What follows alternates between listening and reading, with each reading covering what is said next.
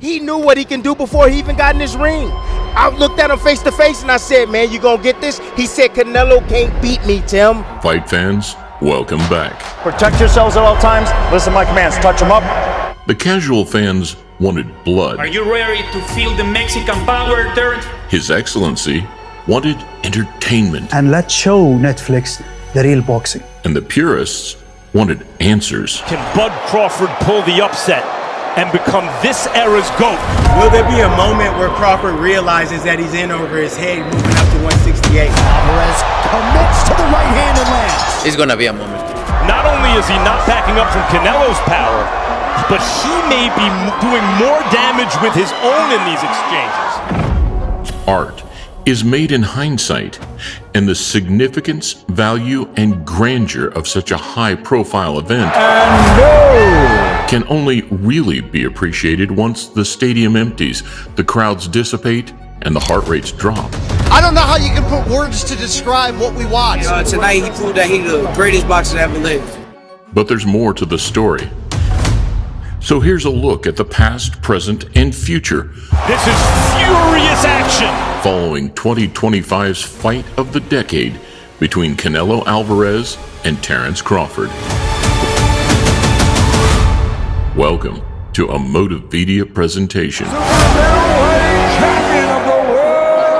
Let me tell you why boxing might be entering a golden age right now. From the moment it was first signed, this one felt like more than just a fight. The fight that is going to change the landscape of boxing in America. It felt like the closure of an important chapter, not just for American boxing, but boxing as a whole. Maybe it's gonna be bigger, but look, boxing is always big and big and bigger and bigger and bigger. And with the Fury Joshua box still left unticked, and Gervonta and Shakur drifting further apart than ever, rather than let this era fizzle into a distant memory, Canelo, Crawford, and Turki Al Sheikh ensured it went out with a bang.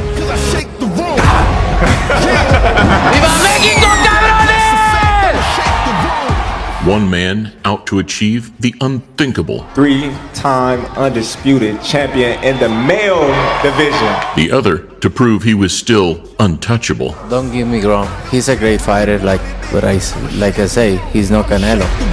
Born ready. Born ready. Thank you. Thank you. By fight week, any of the preformed criticisms or Madrimov doubts had been shut away. Based on how Crawford looked at 54, do you think talk of him facing Canelo should stop? That's ridiculous.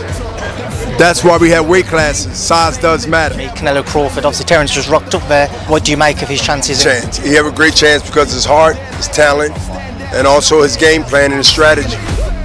Instead, a new 168 battle-ready frame swayed high-profile opinions and narrowed the betting odds to within touching distance. Canelo Alvarez, as he faced his toughest opponent to date, I believe. He match him punch for punch like Golovkin. He's just keeping up the tempo, throwing. That's what's interesting to see. That they deserve respect, and instead of us telling them what they can do, let them show us what they can do. There's a lot of unknown here, so anybody who tells you that they know, they're not telling you the truth because none of us know. Max Kellerman was back, and the big fight feeling was here. Because of Netflix, this will be the most watched fight, championship fight, in almost 50 years. Legends had thrown in their 2 cents, and a dangerous confidence came from both men on stage. But like I say, I need to be smart and do my job, and if the knockout comes, welcome. I see you. You see I'm different. I see you too. You see I'm different than all the other ones. No, I see you. No, you don't look different. You're nothing different. I'm different.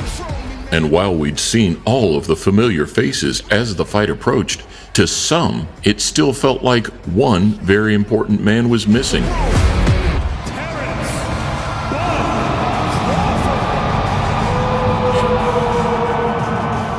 You see, we'd seen Terrence Crawford. He was feeling the moment, smiling, and a lot happier to be there than usual, but we hadn't seen Bud. You gotta meet force with force. You said you're like Kobe Bryant, and he played better angry. Do you fight better? We'd had a bit of an onstage ruckus in New York, But the Piers Morgan interview didn't bring out the same man that eyeballed Amir Khan like he was lunch. Everybody that they said that was smaller than, that they was bigger and stronger, you see what happened.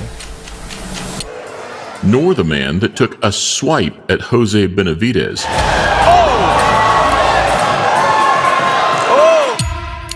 And therefore, no signs of the Canelo Alvarez that was forced to retaliate against Plant. You can say 3 nice things about your opponent. He's a great fighter, he's a great father, cool dude. Ultimately, you can construct hype, but you can't force hate.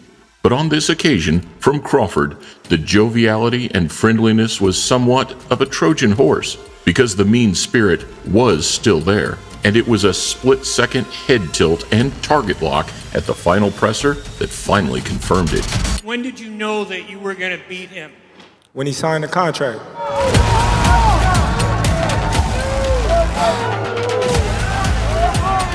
So after seeing Dana squirm a little, TKO can't make those changes to the Ali Act. Will you still invest in the sport of boxing? Listen, if you want to be an asshole, let's do it in private and we can do an interview. and with the Jaron Ennis sparring whispers continuing to blur the lines. I gotta ask you, people gonna kill me if I don't. How was the work? The work was great. It's fun, sparring Canelo. Trying to pick his brain. He got I think he like 70 fights in. So I was picking his brain, having fun, and sharpening my tools, That's about it, Yes, he got sparring with Boots Ennis to emulate that Terrence Crawford style, but is that enough 2 sparring sessions to get his head around those quick switch instincts that Terrence Crawford has? The downpour of booze would only add fuel to the fire. And Fight Night was about to tell a completely different story.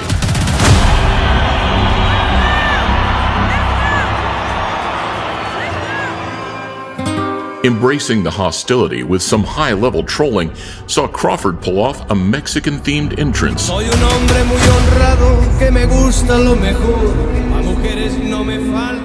A nostalgic nod to Floyd Mayweather, who used to don Mexican colors and a sombrero.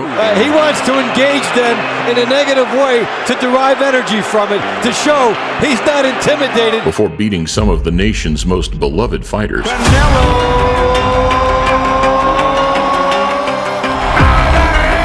We got everything from the middle of the gold up. This is going to be good. They say history repeats itself, and it's a statement never more true than within the confines of the sweet science. He said, well, if Ray Leonard could beat Marvelous Marvin Hagler, then Terrence Crawford can beat Canelo Alvarez. He said, same equation. Get in, get out. Get in, get out. Yeah. Over and over and over. Right. That's what Ray did so effectively against Hagler. And it frustrated Hagler. And the more you frustrate the opponent, the better off you are. Can Bud Crawford pull the upset that generations from now, this generation will say, I don't care who you bring. That's the best guy I've seen. The fight started exactly the way we expected. A cagey opener with a few early glimpses of success.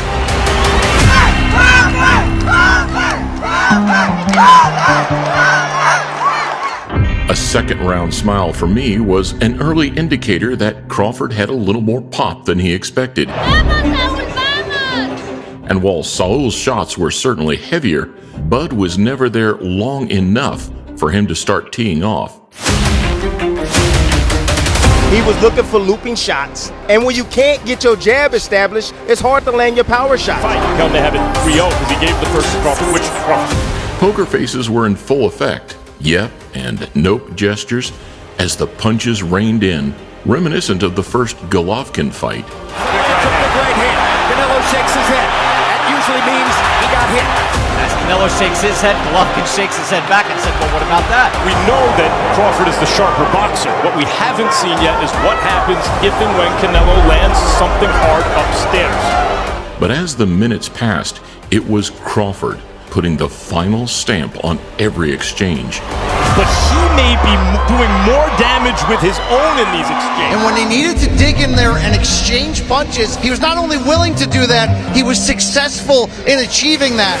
And where the Nebraskan's mean streak was disputed in the build-up, Crawford look very comfortable right now. It was the attitude of the Mexican called into question when it mattered most. Teddy Atlas would always say, Canelo is looking to be friends, and Crawford is not looking to be friends.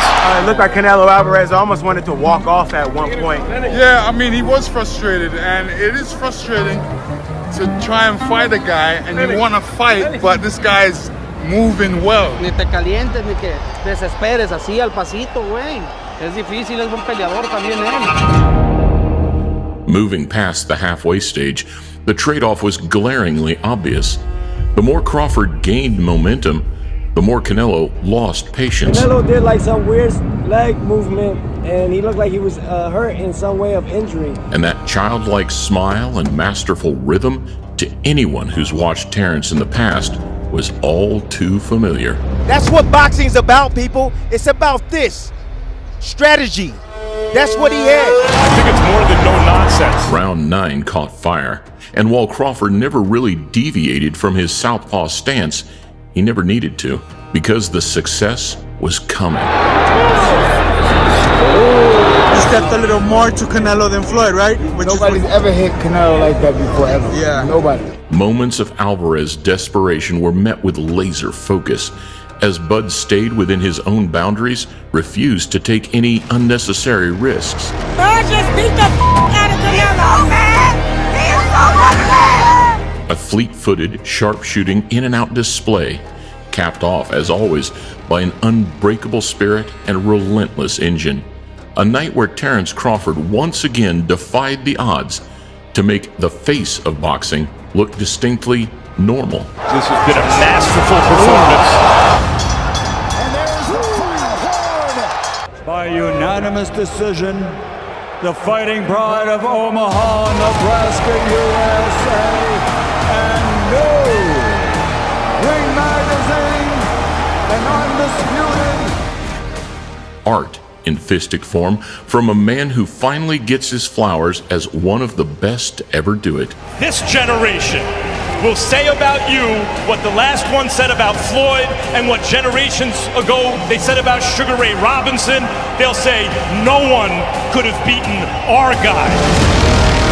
As far as I'm concerned, pound for pound, Terrence Crawford is the best on the planet as we speak right now. He's the man. A lot of guys prior to you would just come and show up and get the paycheck.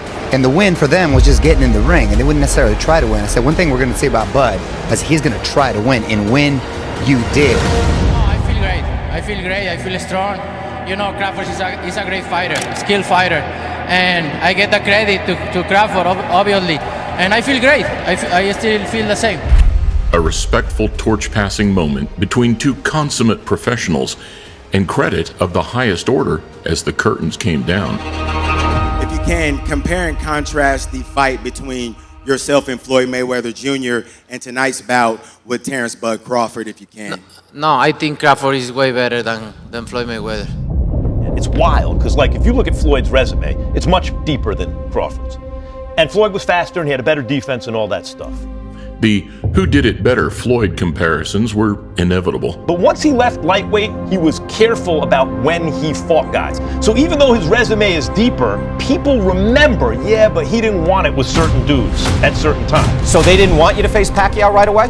I'm not ducking and dodging nobody. You know what it is. No, what is it? Is Bob Arum? I got a list, but whenever it happened, it happened. Crawford, we all witnessed, even though the resume is thin in certain ways, he wanted it with everyone the whole time. Every time that I got a chance, I wiped the floor with him. So just imagine where I would have been at today if I had got them opportunities a long time ago. Yes. That makes a difference to people. Do you think Crawford's more likely to beat Canelo before this, or no? I don't think he should be moving up to super middleweight. There's a limit to greatness, man. There's a limit. But Terrence Crawford didn't just join a list of Canelo conquerors alongside Mayweather and Bivol. He entered a much more exclusive roster, joining the Ray Robinsons and Ray Leonards. Is he on the Mount Rushmore of boxers? Yes. Yeah? 3-time undisputed. Like Max said that he is the GOAT of this generation. He's definitely on the list, bro.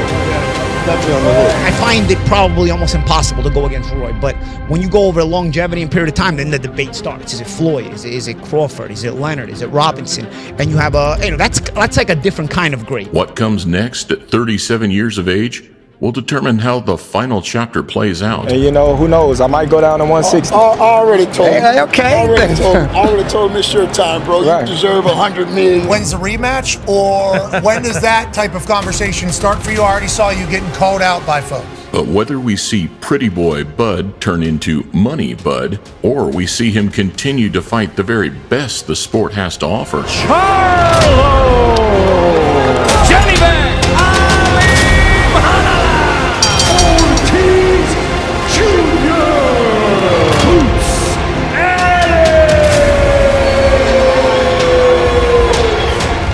There isn't an obvious name. Turkey just tweeted, I think about an hour ago, something like, can David Benavidez, still make £168?